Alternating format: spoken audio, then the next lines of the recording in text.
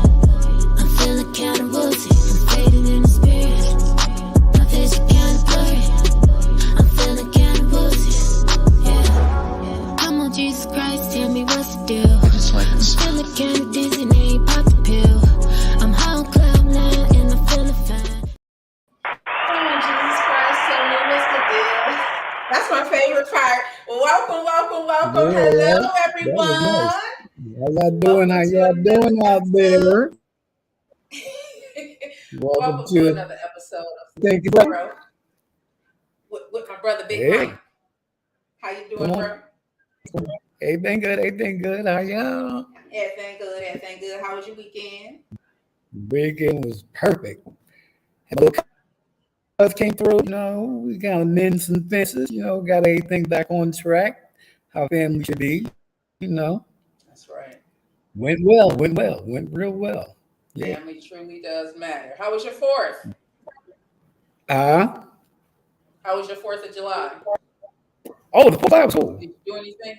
Nice and loud. We walked to the nod, checked that out, little 4th of July, a little celebration, whatever going on. Same thing as usual as every year, you really can't do nothing different. Yeah. But it was safe for the most part. Yeah, it was safe. Yeah. This year we celebrated Juneteenth. Yeah, it was nice. We did cook. We celebrated Juneteenth on June 19th.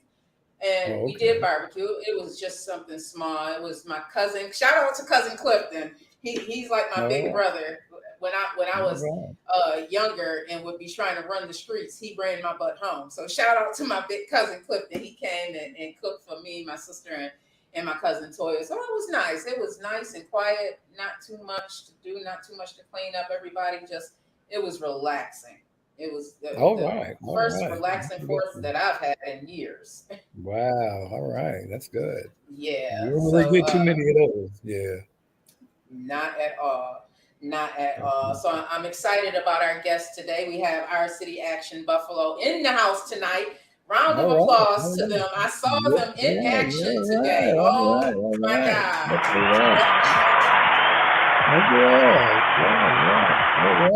Round of applause. I saw them in action today. I love to see people advocating for the city. And what I love about this organization is that everyone does not look the same. It is a melting pot of culture in this organization. They are located right here in Buffalo, New York, where I am from. Like I say, I was born and raised. My hometown is Lackawanna, New York. That's home, but Buffalo is definitely my city. So whatever I can do to support the initiative of bringing the East Side, especially, back to life, and making sure that everyone has a voice. I'm doing my part. Bro. So I'm excited to bring them in, and we can go ahead with the interview. Bring them on in. If you guys are back there, welcome. All right.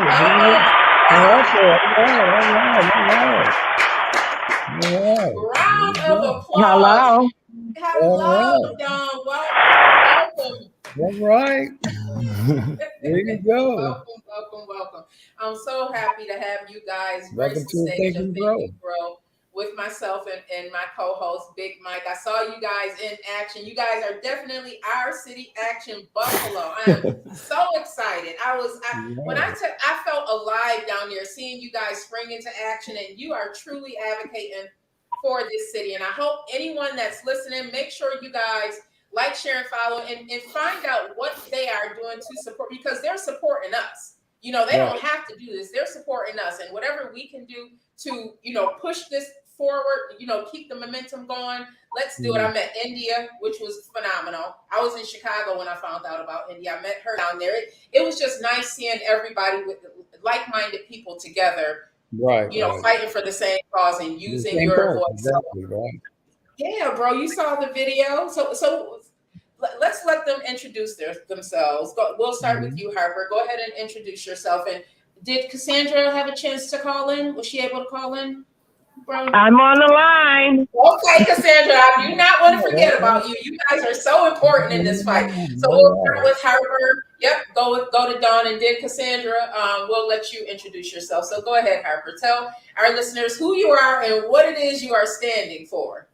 Sure. Well, my name is Harper Bishop. I use he, him, or they, them pronouns, and I'm the interim director of Our City Action Buffalo, proudly so. Our City Action Buffalo was founded just a year and a half ago. We're a fledgling organization, but we've been doing the good work in Buffalo for many years and been following organizations, of which Dawn is the deputy director of Push Buffalo and has been active in our community for very long, and Miss Cassandra in the Broadway Fillmore area as well. So we're standing up for what's right. We're standing up for justice and equity in our city. We're on the right side of history. We know that we are, and that's why you see the beautiful action and the multiracial, multi-generational melting pot that you referred to earlier, because those are all people who have the same eye and mind towards justice, and they put it in action every day, and they did it today in council chambers. Really proud of the showing that we had. We'll get into that later, but by way of introduction, I'm just a freedom fighter here with all of you. Thank you. All right. Go ahead, Ms. Dawn. All right. Thank you so much for having us on, and thank you, Harper, for that introduction. I'm Dawn Wells Clyburn, Deputy Director of Push Buffalo, and I'm also here representing just our community. I'm part of our Beverly Road Block Club, which is in Hamlin Park, which is inside of the Maston District, right alongside Cold Springs, the Cold Springs area on the east side of Buffalo. Happy to be here. Been with this organization for 9 years, but I've been in the struggle politically for many, many years, more years than I care to share. Just thank you so much for this opportunity. And, we definitely have a right to speak our mind and to hold those that have the power accountable, especially when they're not representing us the way they're supposed to. Yeah. All right. Definitely that. Thank you for that. Yeah. Go ahead, Ms. Cassandra. It's on you now. All right. My name is Cassandra Eubanks. I am part of the Fillmore District, part of Push Buffalo. I work for a minority construction company, just working to be a strong activist in my area. Out here, part of the fight. Got to stay strong and in it. Definitely that. All right. Okay. Well, I just want to extend our thank you for even being on the stage tonight, because you guys did a phenomenal job downtown today, down at City Hall. And I just, again, want to just give you guys a round of applause, because it takes a lot to have the courage to use your voice. Exactly. And it felt good to see that people are truly standing up for what's right, because I want to start with just a few questions, and Big Mike, feel free to chime in as well with any questions that you have.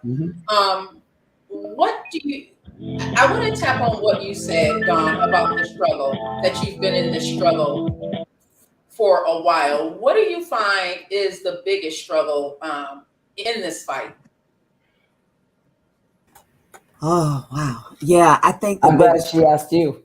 I'm asking all of you I because mean, you're there's so next. many things I can say, and we can go on for a long time. I think what it makes me think about when you ask that question is, why do we have to be in this fight? What are the root causes of, like, really why we're here? The fact that we have a common council that is not representing, and how long have I, been here? Well, I'm from Buffalo. This is my hometown. And I used to hang out in Lackawanna. That was one of my stomping grounds.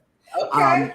But I have lived almost all over the city. And because of a lot of challenges that my mother faced as a single parent, doing the very best that she could, we had to move a lot. And, we spent some time out of town. We came back. And what it really makes me think of when you ask me that question is just the disinvestment in this community, and the lack of regard for people who live in these areas. Like, literally, you are talking about folks' livelihoods. You're talking about folks who are dealing with landlords that are not doing the things that are right. I'm on a call every month where we are talking about what folks are not doing that they're supposed to be doing for our community members, right? Like, we have people who are charging excessive rents, and Buffalo is under this like major renaissance, and the renaissance is only really for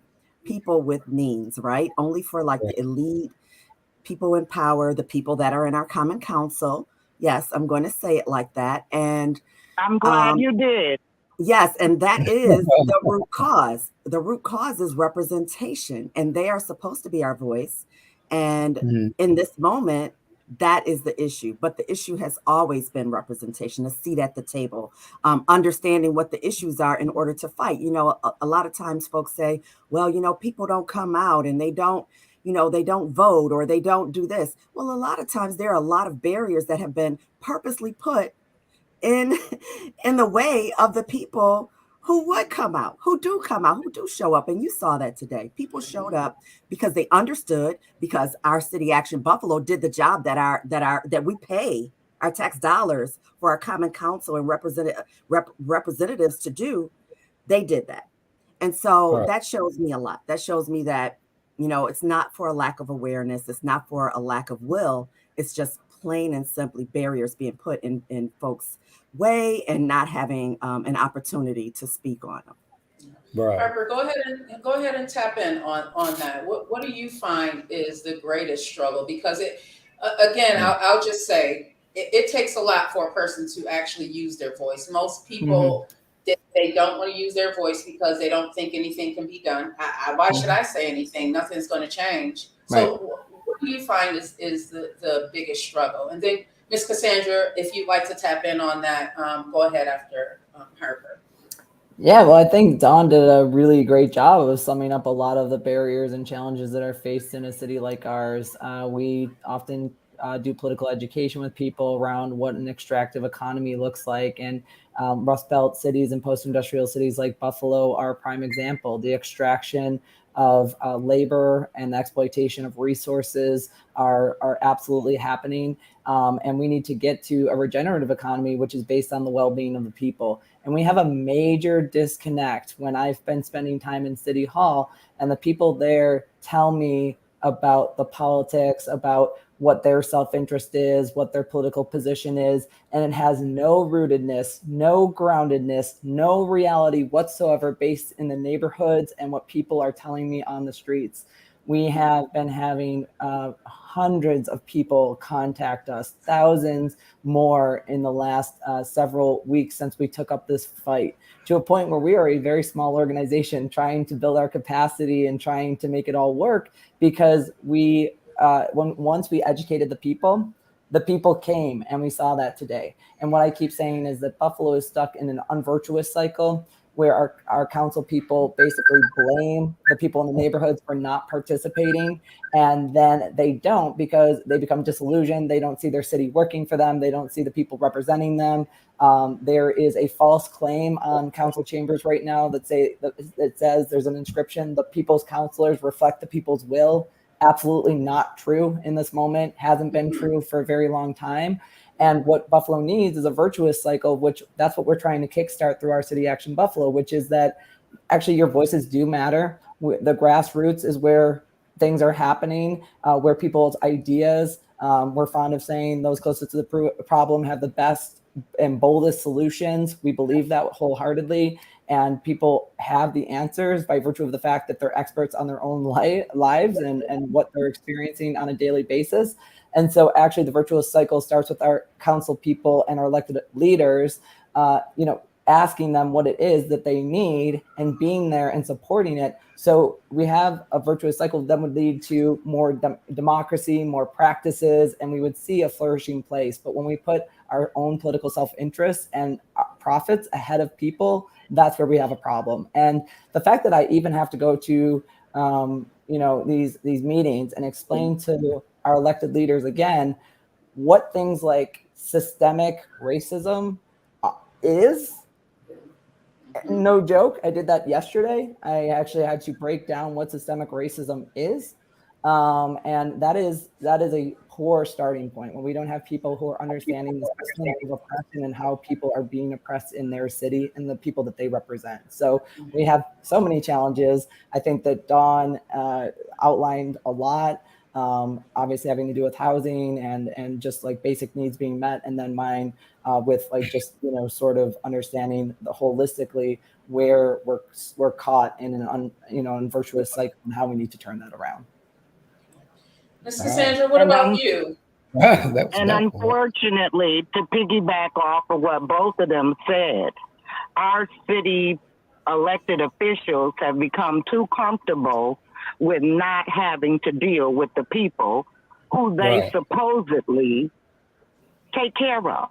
They have to come to a place where they're respecting us, or we have to vote them out.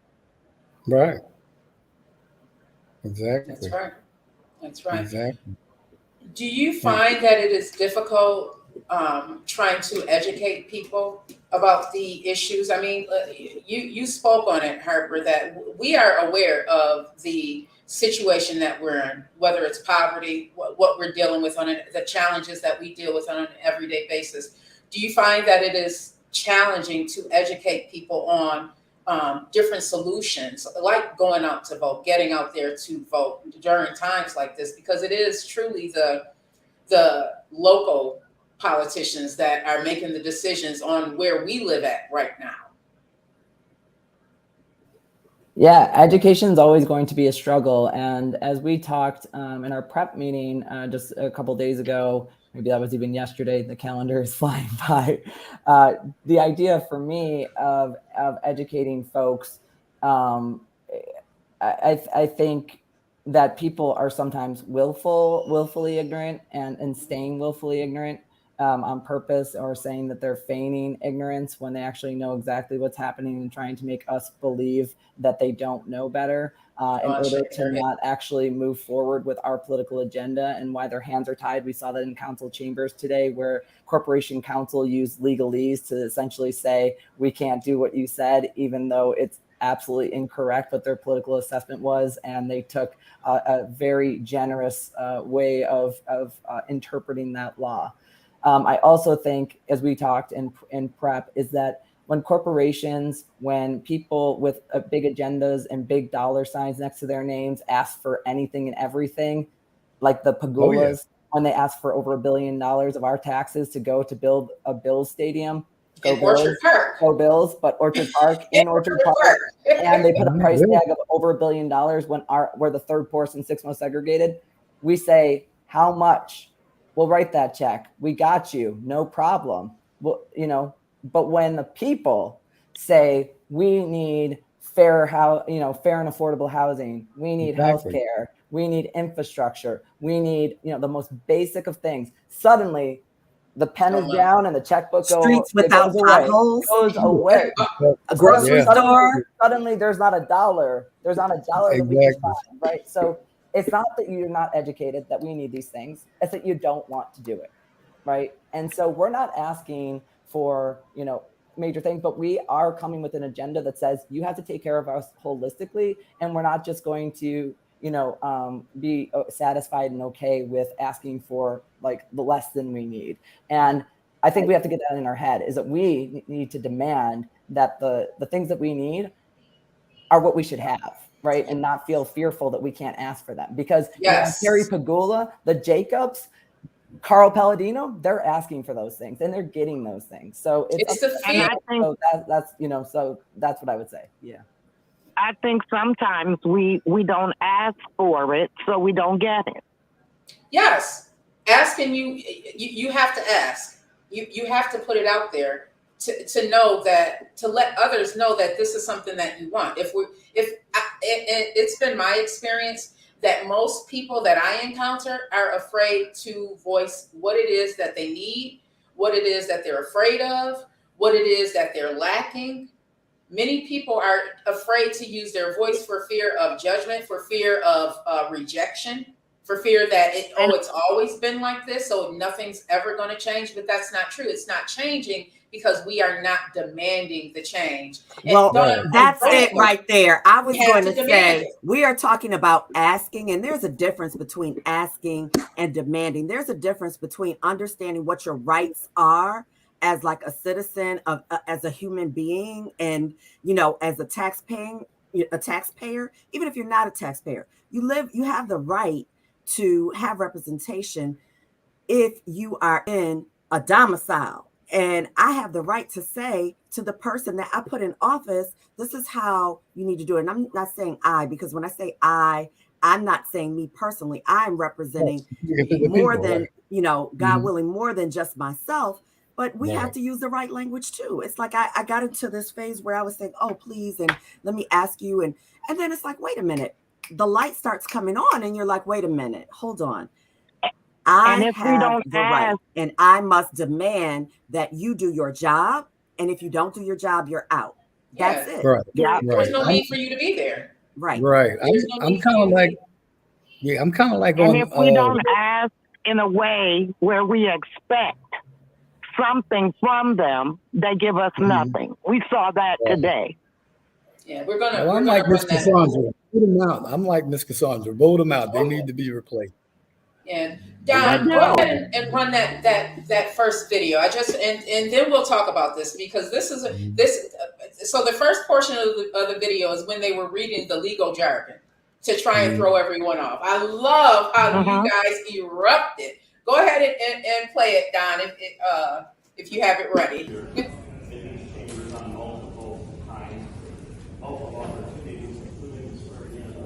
Council President, but on July 4th, yesterday, Freedom Day for our nation, a patriarch of our city, Pastor Gillison, stepped into his eternal reward. Okay, there's another one. The next one. This is what democracy looks like. Show me what democracy looks like. This is what democracy looks like. Show me what democracy looks like. This is what democracy looks like. Show me what democracy looks like. This is what democracy looks like. Show me what democracy looks like. This is what democracy looks like.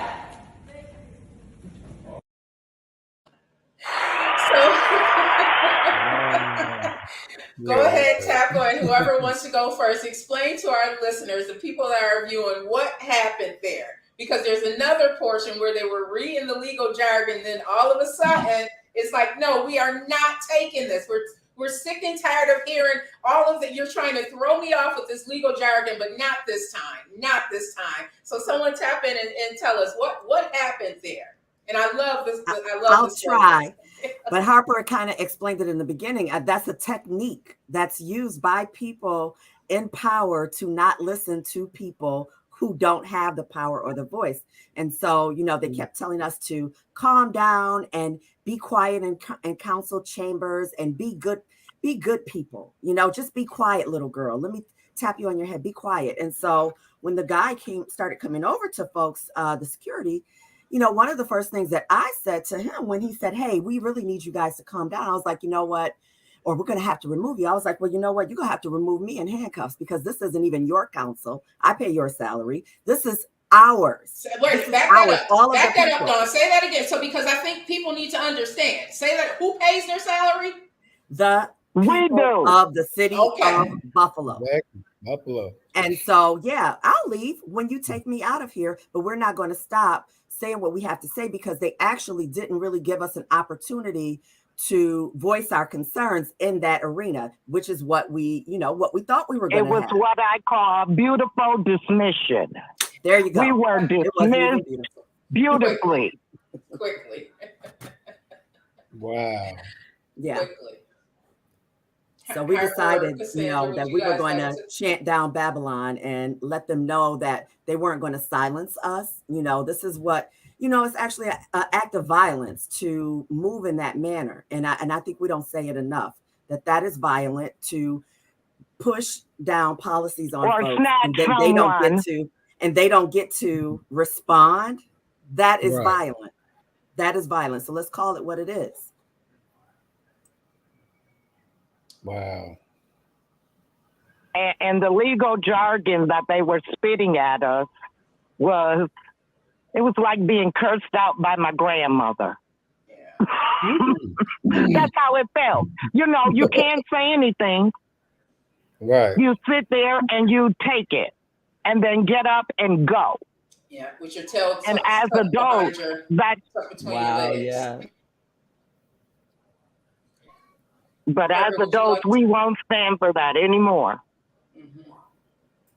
Would either of you like to elaborate any further into the chant that was going on? Because there were papers passed out.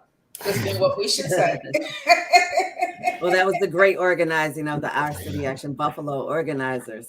All their skills, right, Harper? Yeah, for sure. We have a really talented team. And I think that in a lot of instances, people think that organizers and activists are coming to play and we don't have the education or the background or the know-how. And they, as Dawn said, pat us on the heads and treat us like we're petulant children. They condescend us. They're smug. There's very smug faces on the council members this afternoon. And we're not playing. We didn't come here to play games. We have a legal team. We have geographers, urban planners, experts.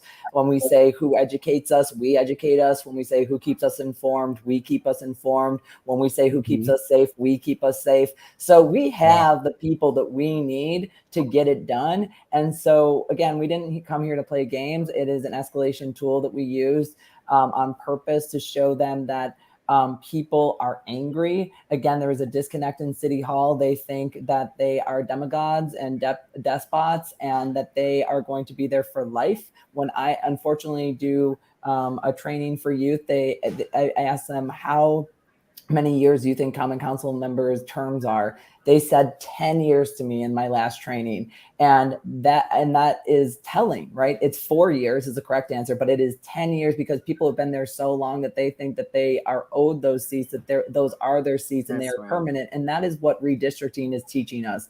The Buffalo News, who has never come on our side for much of anything, especially in editorials. When they editorialize about something, it's mostly conservative. It's mostly, on the other side. They wholeheartedly agreed with us. The first line of that editorial read, "The critics are right." And it went on to say that this reads like an incumbent protection plan.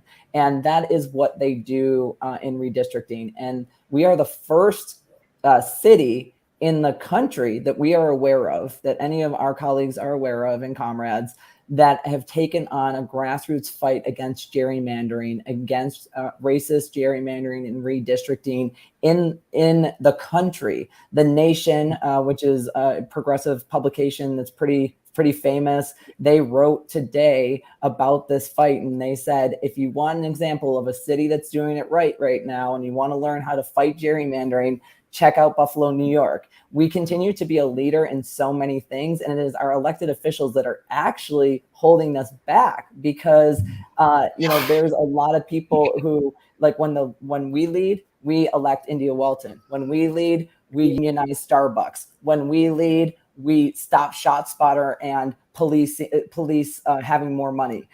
When we lead, we are redistricting and we are reapportioning in a way that creates and preserves our neighborhoods and puts racial equity and justice in the front.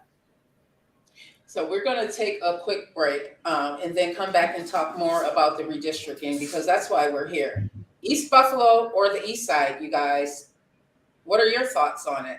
Stay tuned. And if you are interested in having a podcast, make sure you hit up the Evening Rush Network. So stay tuned. We'll be right back, you guys. Looking to podcast shows and do not know where to start? The Evening Rush Network can help you with that. Call us at 929-441-2417 or email us at theeveningrushnetwork@gmail.com for dates and prices. We got you for all your podcast needs. The Evening Rush Network. Tune in, subscribe, and share.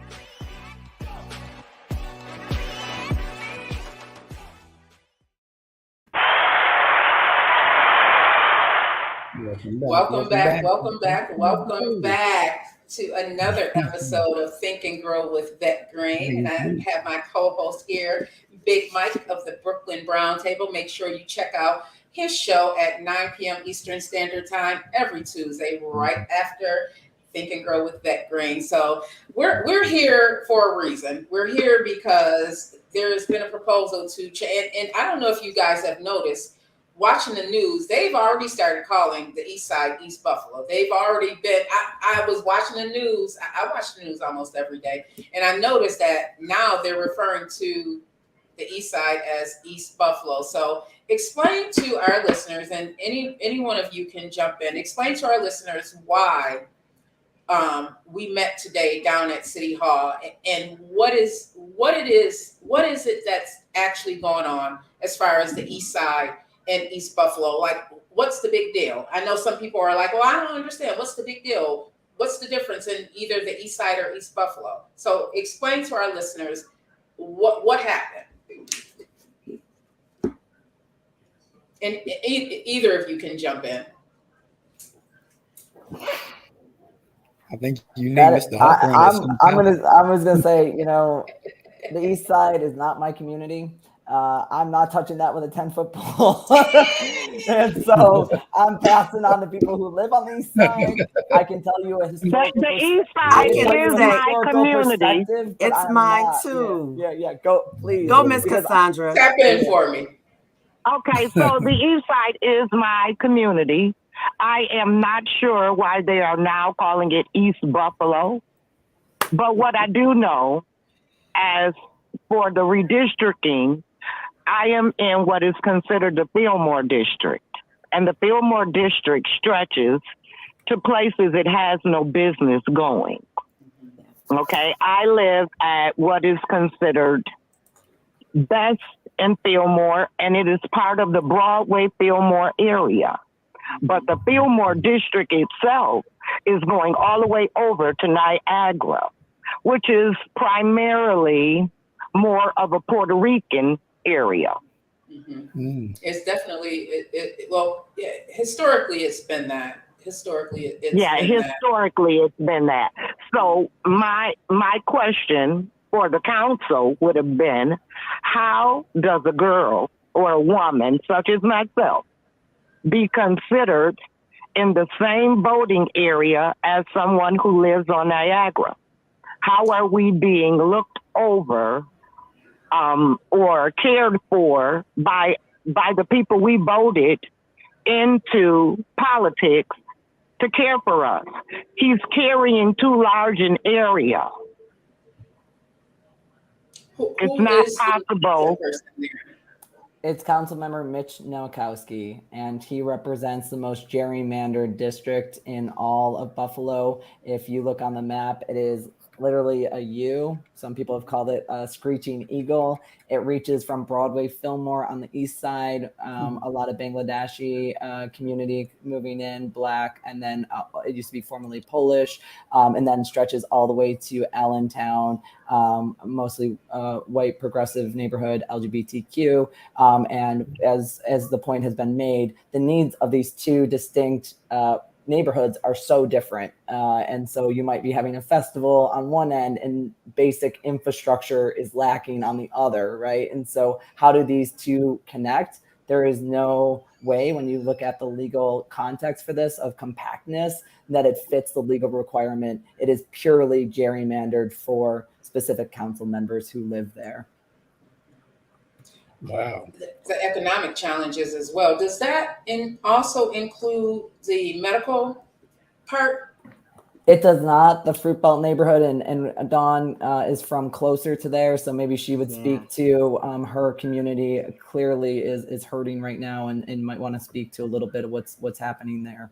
Yeah, I mean, and to your original point, the whole East Buffalo East Side thing is, I'm feeling I'm really pissed off about the timing of this and how the council is moving in the shadow of the May 14th massacre. Because if you were to look at this map that they've proposed, it covers the area that I live in, which is Maston, which incorporates the Tops on Jefferson, and the Ellicott district, which has always been like a very large area that also incorporates the Fruit Belt, which is the area where a lot of my father's family are from, the street where, where I was born at on Rose Street.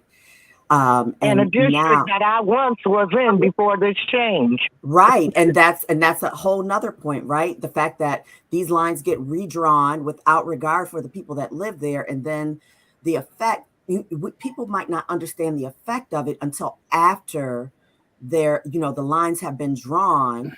And then there's a reaction to these lines that are redrawn, and how people get displaced and policies get written codified into law. So for me, the East Side, East Buffalo, I don't really think it's relevant in terms of what the real issue is. The real issue is that we need to address this because it's citywide. And if you are moving districts that, go into U, and then you're shrinking Maston down and increasing like Lovejoy, which is, an area where folks have been, some Black folks have been displaced. If you look at gentrification, we're, in the city of Buffalo, we're being pushed out further and further and further. But it's not just about Black people. This is like poor people, being pushed out to the outskirts of the city. And what rights do we have? We're trying to lock in right now. And I think that my concern is that we have a lot of, distractions going on to keep our eyes away from what is actually going to impact us in another 5 to 10 years.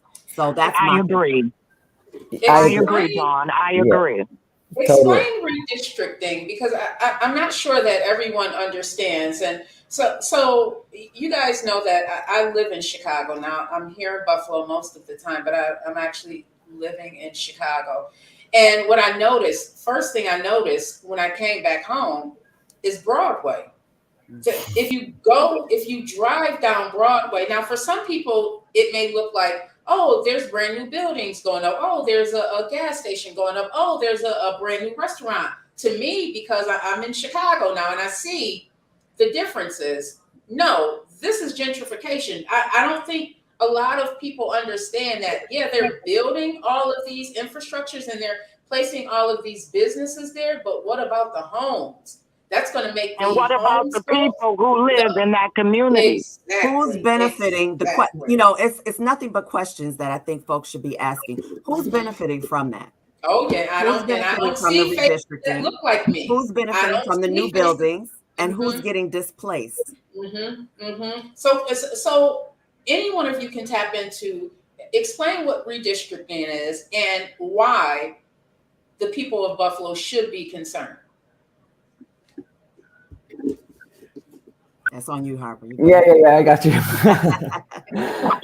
I mean, I wouldn't hope for anything else. So, So so first of all, redistricting happened based on the decennial census, which means that every 10 years people are counted, and the 2020 census just came out. That's why you're seeing fights in New York State and in the Senate, and that those maps were thrown out.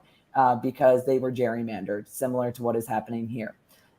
When we look at the 2020 census, Buffalo, New York has increased in population for the first time in 70 years. That is obviously significant.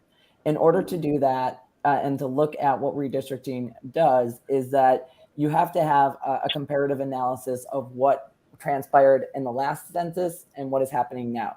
So there's some legal things that have to take place. Mostly population equalization should be the easiest thing to do because you have to split the map up and it has to be equal. The idea of one person, one vote matters here. Because if you don't, the example that we keep using is that Wyoming and the lack of population there, and Californians will have less voting power actually than Wyoming people because, of course, there's a lot more Californians than there are people from Wyoming. So you have to configure that in order to make sure that people are actually having one person, one vote. In the map that the city proposes, South Buffalo and the South District would actually be the most powerful district, and the least powerful would become the Maston District. As you probably, if you're aware with Buffalo, white folks live in South Buffalo predominantly, and it's Black folks who live in Maston. So think about, again, racial equity and who would not benefit and who wouldn't benefit. You also have to have compact districts. As we just talked about, there is Miss Cassandra lives in this district. It goes from one end, from the east side all the way to the west side. That's not compact. It also has to be contiguous. And then you have to preserve as many communities, they call them communities of interest, but it's basically our communities and keeping them holistic. That has not happened. The map of Buffalo is a textbook example of gerrymandering. Gerrymandering is a term much like gentrification that I think can get thrown out there, but we don't really know what that means. Gerrymandering is just simply when you make unfair lines and you essentially cheat, because how can anyone, an insurgent candidate or campaign, win when the lines are custom made for the people who now are in office in this moment? And that means that 9 council members, that's how many we have, and they are men, all men, as you saw today, which is startling in 2022 that we have a council that is only reflective of men and no women or anyone else. And that's for the first time in a long time also. It has been a while, but all men are representatives. When 9 men's political interests and self-interest are ahead of 280,000 plus people, that's a problem. Wow. And so it impacts all of us, and it is a thing that makes us very upset. And as you've said, depending on what district you are in, you're going to see a very different picture of the city and who is looking out for you, who's trying to build an equitable and inclusive Buffalo, or who is trying to sell you out to real estate developers. As we just read in the Buffalo News, $1,100 is the average rent in Buffalo right now. And you know what? People are not making enough money to be paying $1,100 for a... Nobody is. Exactly. So that's why redistricting happens and why it is so important that people understand it changes their representative. It obviously cuts them out of neighborhoods. It makes no sense when you're thinking about, why am I in the same district as Allentown that's on the west side when I live on the east side? I mean, all of these questions arise out of that, and especially the dissolution and dilution of Black voting power is intentionally especially right after we said business is not going to continue as usual. We have every attempt to dilute Black voting power, and that's not okay with me. And it shouldn't be okay with anyone, honestly, of course. I have a question, Harper. Go for it. What makes a neighborhood of interest? Yeah, the city planning documents determine what these communities of interest are, and they're based on their greatest attempt at what the neighborhood contiguity is. And so the city has a plan of what those communities are, though, of course, we define our communities very differently than the city of Buffalo, right? Let's be honest, no one's looking at the city's plan and saying, oh, there's my community of interest. It's how we define ourselves, but that is how they do it legally. It's called a community of interest.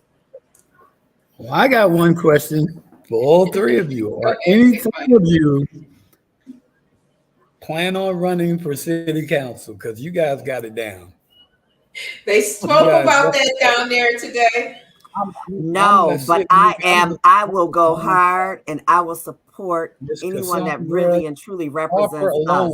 Listen, hey, this the formula. And I will fight with her right behind her. Because hey, you guys will definitely get that. I think I would have to move to Buffalo for that one. I keep telling you, come on down, come on. Well, actually, you guys are down. We're up. We're north. You guys are south. Actually, Indian. Big Mike, that's a great. I think it's first of all. This, I'm like, I will say this, that for me, I've worked with the Working Families Party, Coalition for Economic Justice, and now PUSH. And I want to do some more things with Harper and OCAB. But for me, what's going on right now is so unjust that if we don't fight right now, teach our young people to fight. I brought my daughter with me today, who is a college senior, and she's going to school for broadcast journalism and public relations so that she gets a up close and personal look at how government is ran on a local level. Right. And where's the woman's vote on that community? Right. Because if our young people don't understand the government, they can't lead us. Right. Whoa. And if they're not And involved, they don't know how to future. fight. Right. Exactly. And they are our future. Right. Mhm. I completely agree with you on that, Ms. Cassandra. So And for that's why me, we in bring my our children district, to the movement. I love seeing Yeah. the kids down there. I took pictures. I took pictures For of me- the one little boy for holding me, the sign. I want to learn to educate our young people so that they can get out here and fight a real fight, a meaningful fight, Yeah. Speaking of, where they're I'm not excited, overlooked yeah. and dismissed. speaking You of guys fights, gotta let's go- run the video. So there was one person, I believe her name was Amanda. She was down there and she was very vocal during the Yes, session she of was. her feelings. So Don, if you don't mind running that video with, I believe her name is Amanda. Thank you for the short interview. But this is the passion that we need when we are demanding our basic necessity. It's not even, it's the things that we should have. We should not be lacking in adequate housing. We should not be lacking in a place to go and buy groceries. It makes no sense to me how this could still be happening here in 2022. So Don, if you have that video available with Amanda, go ahead and introduce yourself to the listeners. Tell us who you are and what just transpired. I saw your passion upstairs. What brought that out? I'm Ashley Brunner. I live in the Lovejoy district. Brian Bowman is my councilman. Lovejoy is one of the districts that's up for redistricting to where it will be essentially whitewashed. I showed up today because I'm pretty active in the community. I'm also the president of the Baltimore Police Advisory Board, which is where they originally disbanded without much say, minimal input, and a quiet vote, similar to things like this. So more or less, I'm upset because they're reading off the dates of the meetings. The first date of the meeting was in April. I think it was the 20th of May. For May 18th was the very first one, though. See, my problem with May 18th. May 18th period, to me, if only 2 people showed up, considering what the tragedy was that happened days before then, why would you not say, you know what, we don't have enough turnout? Because you know people's opinions. What just happened? Right. You know that we were literally Googled, our address, Ziporh was Googled. That's why he was able to come up here and do what he did.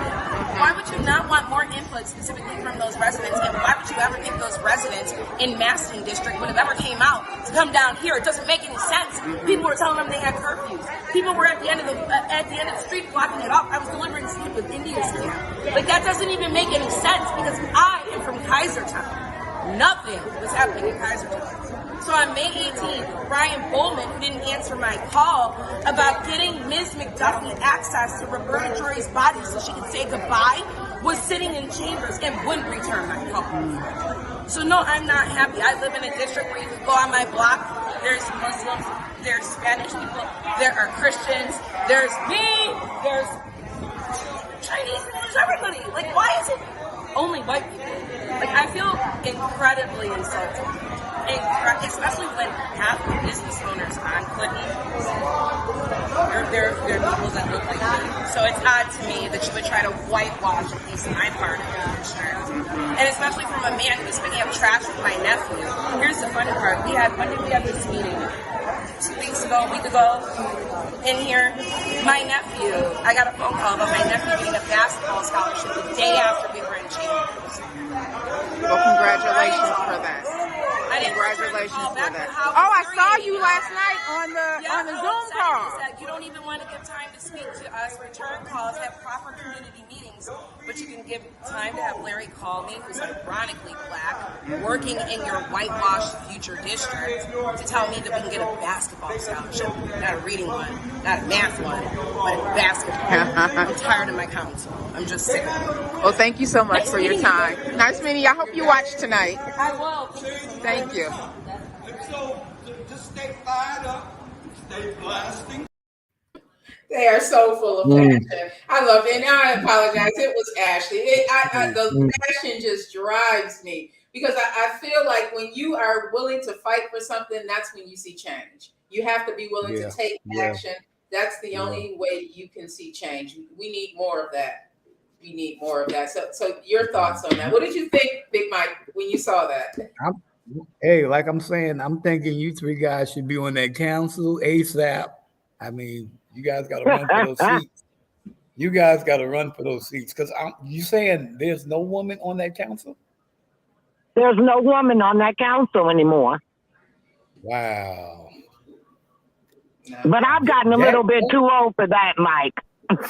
But they kill me quick. Yeah, and then the there's so much work to be done. Harper mentioned that our City Action Buffalo is a newly formed organization, and it is a ton of work that goes behind these organizations like his, organizations like mine, and all of these folks that are on the ground that are doing the work day in and day out. I find it really, I'm offended by the fact that it's a bunch of just men on the council, because number one, when that thing happened down there and our folks got massacred, the first group of people that was down there was the women that looked like me, holding calling each other. You couldn't get down there. Look, come to my house, baby. I got you.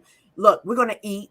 We were bawling. We were congregating together and holding each other, cooking, taking care of kids, seeing who needed what. What can I do? And you know what? What happened when the council member and all of the people came down? It was a bunch of men in a circle talking about what they could do and what they wanted to bring, and about money. We weren't talking about money. We were talking about helping us get over that moment.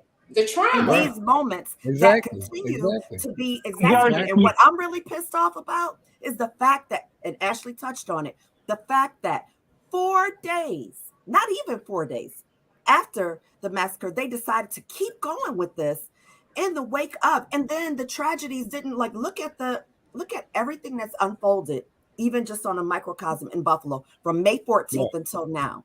We just had another major community member pass away within the last week, and he touched so many lives. Dr. Daniels, yes, and he was my children's pediatrician, and we keep dealing with compounded trauma on top of it. And the fact that they don't understand or pretend like they don't understand what systemic racism is, the fact that they pretend that they don't understand what the community is saying and what we need. Or systemic oppression, they understand it. They understand. They're pretending. And what I'm saying is that I am tired of it. I'm fed up, and so is the community. And we can't come up for air enough. But I'm dogged. I'm determined. When I say I'm calling on my ancestors, when I say I'm calling on all of the powers that be, I really mean that. And I think that everyone should hold them to the count, no matter how hard it is. But we can't all hold office. We can do the work, though. And I tell you what else. The May 14th taught me how much education is needed in the east side of Buffalo, because we forgot about the fight. Until May 14th, we had forgotten about the fight. Okay? When those people got massacred, what it brought back to the forefront was what we were supposed to be continuously fighting for in the first place, which was equitable food sources in our community. You get what I'm saying? Yes, we had forgotten about the fight, and tragedy brought it back to the forefront. And what we can't do again is forget. And get complacent. get complacent, Yeah. because that's what I feel. I feel that sometimes they give us things to make us complacent and make us, oh, we don't have to worry Or they about push that. us around to try to make us feel complacent. Right. But And it's that intentional. even Like I said, it's a lot Mhm. of smoke screens, and that is definitely one Right. of them. And we should But not you be guys, moved. So you're right, yeah, Miss Cassandra. We need education, and we need to yeah. tell our people and encourage our people, even if you can't come out, even if you're tired, whatever you can do, do it. Help the helpers. If you can't do anything, but And, help and, the and people that are out realistically, there on the front line. I want some You're old gonna need ladies on the phone. They do that telephone community real well. Yeah, and they cook real well too. I need to yeah, eat. Yep. They can feed you and yeah. they can work that phone. Yes. Oh yeah. So, as we close out, I want each of you just to leave our listeners with something. And Big Mike, go ahead and tap in if you have any additional questions for them. I agree with you. I think that I would someone say should I'm be waiting for running. Mr. Harper to say he's running for that community board. Because I'm hey, not, you can't but they can't fathom a world in which we would do things for the public good. So they just assume we are all running, because in their book, you wouldn't just do this because it's the right thing to do. And that's part of the problem, is that the helpers and the people who are doing the good work and want to be in collaboration, we're sick and tired of being sick and tired, to quote Fanny right. Hammer, right? We are.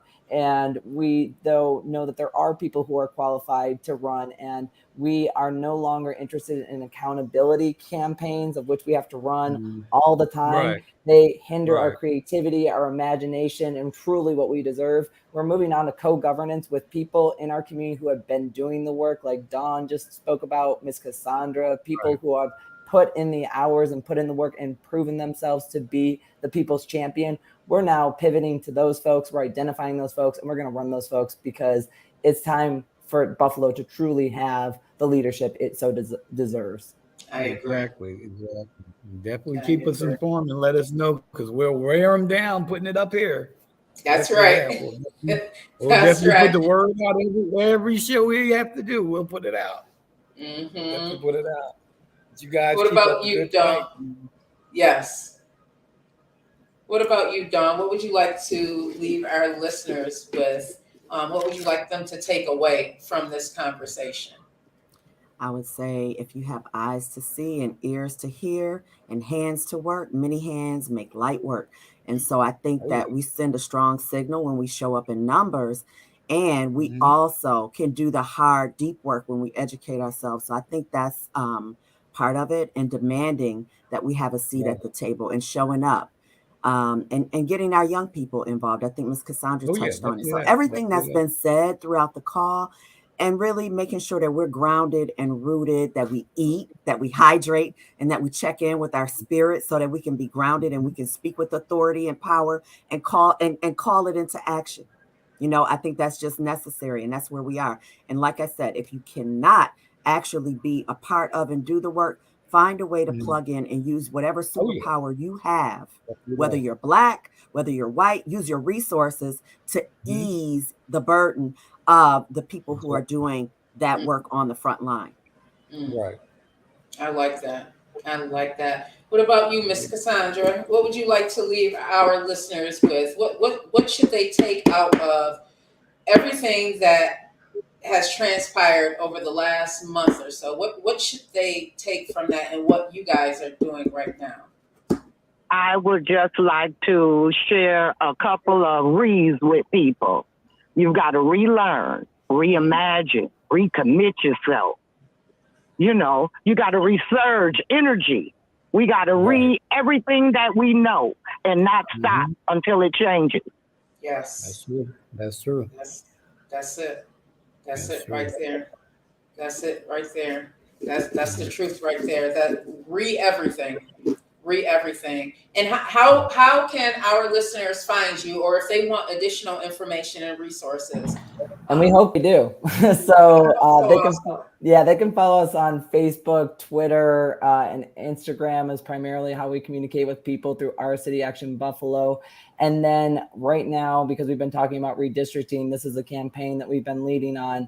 www.ourcityactionbuffalo.com/redistricting. It's a one-stop shop for everything that people need to know. It's really easy to use. We have petitions. We have the plan that we've put together, the one that the council has put together that Ashley spoke about, that is being whitewashed and diluting voter power, especially for Latinx and Black voters in the city of Buffalo. And we also have a lot of templates of what you can say to your councilman. And we say that explicitly at this point because we want to highlight that they're only men. So to your councilman, if you want to get your neighbors and people involved, we have a template, even how to speak to them about this issue. So we've been doing this. There's an easy breakdown. We're making it as digestible as possible. So yes, we would love for people to interact with us in this fight and far into the future. And we thank you so much for having us on. Oh, absolutely. Thank you for being on. Exactly. Thank you.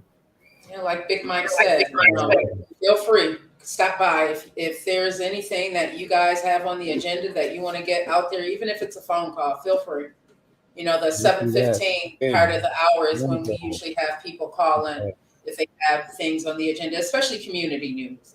We are big on that. Big Mike's in Brooklyn. We're big on that. Yep.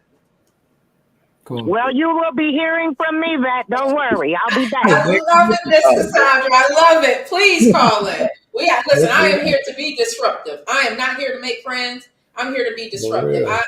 I silenced myself for far too long. Not again. All right. I silenced myself for far too long. Now that I know how powerful our voices are when we use them, I can't stop. There's a verse that Jay-Z has that says I something to the lines where I can't shut up grandmama. They gonna have to kill me. I feel like that. I feel like Martin Luther King. I understand now because I see the need. I see the atrocity that was done. I feel like in a lot of ways that we were bamboozled. Like I was telling you in our interview the other night, Harper, I'm from Lackawanna. This is my hometown. Right. There was a time in my life, I'm 46 years old. There was a time in my life where I could not go to South Buffalo. Right. Even now in 2022. Right. I remember those songs. South Park, it still blows my mind when I see people that look like me in South Buffalo. Right. I just had a friend. It's kind of scary, ain't it? It is. I'm when I go to Lovejoy, I'm like this. Honestly, because that is where I receive the most racism. The most racism is that my brother, he was a teenager at the time. Now, mind you, this was probably late 90s, early 2000s. He got chased out of Casanova Park. We had to go and get him. He was on a date, and they decided to walk through the park, and he got chased out of the park. You guys, this was 20 years ago. So for me, going through South Buffalo, it scares me still. Absolutely. Yeah, of course. If a pickup truck pulls on the side of me, right. Of course, because it's been my experience. Hey, Vette, I'm old enough to feel like that about Broadway. Yes. When we had the conversation, I said that I've experienced racism before. The racism that I've experienced have come from Polish and Irish Americans. Yeah. And it's not me being racist. That's just been my experience. Over there on Broadway, they did not like us over there. Even now going into the Broadway market, it's still iffy. When I was a kid, you got from over there before 6 o'clock. Oh yeah. The sundown was all around the outskirts of the hood. They bused us from Delavan Grider to Riverside, and we had to fight almost every day. I was in the first batch of that. They did not want us there, and we had to be there because they decided that we couldn't go to school in our neighborhood. So we had to go to Riverside. And they closed most of those schools. Yeah, they did. But now Riverside is like a place where people are getting pushed out into. You know what I'm saying? So that's a whole nother topic. I mean, we can really get into that, but no, it's real. Racism is real. It has been. It hasn't been talked about enough, and it will be. And it's hella real. I feel like as a white person I want to affirm that is actually your lived experience, and that my job is to get with my white homies and tell them that we need to dismantle white supremacy. That is our job. That is our job. That is my job. Particularly. And I'm No, here. that is the I'm here in the truth. I struggle with appreciate you. that. I'm here in the struggle Yes. with you, and I'm not going to let you all talk about it and not be about it. I wanted to jump in there and say it is our responsibility. We have, and I have, and my people have failed you, and we need to do better. Much respect to you. Much respect. Definitely Much that. Definitely respect. that. I appreciate Those of us Harper, who have, brother from another yeah, mother. right. Those of us who have lived here in Buffalo, we may not have realized that what we experienced, the segregation, blacks on the east side, Polish people on, the certain parts of South Buffalo, Irish, that is segregation. Yeah. You go other places, everyone should be able to mixed, ethnicities. That's how we grow. That's how we learn about different experiences. It is very, very difficult if everyone around you is not doing well. It's tough. But see, to again, that's why we need our young people, because our young people don't see color as we once did. Right. They don't. Okay? That's why we need our young people out here fighting this fight. Mm-hmm. We got to educate them. We got to teach them what needs to be done and show them how to do it. Exactly. Big Mike, would you like to leave our listeners with a nugget or two, or before we sign up? If it's a positive way to go, and we can see, opening to it, we need to take that route. We can stay on the positive road, or we can stay on the negative. We need to always stay on the positive. Let go and let God. That's right. All right. That's right. And I'll just leave our listeners with this. If it makes you angry enough, it should make you angry enough to take action. You can't talk about it and not be about it. I've heard so much talking, not enough action. We have got to stand up for ourselves. If we don't stand up for ourselves, how can we look to someone else to stand up for us? We have to use our voice. We have to make sure that we hold the people in power accountable. And yes, you do have a voice. I don't care where you live. You have a voice, and you have people that were elected to make sure that your voice is heard and to make sure that your needs are taken care of. All right? That's all I'm going to say on that. Use your voice. I love you guys, and thank you again for joining Think Girl with Vette Green. Make sure you stay tuned. 9:00, Brooklyn at the Brown Table. Right, bro? We're up next. Yep, we're up next. Thank you. Right. Don, you back there? Would you like to leave our listeners with something?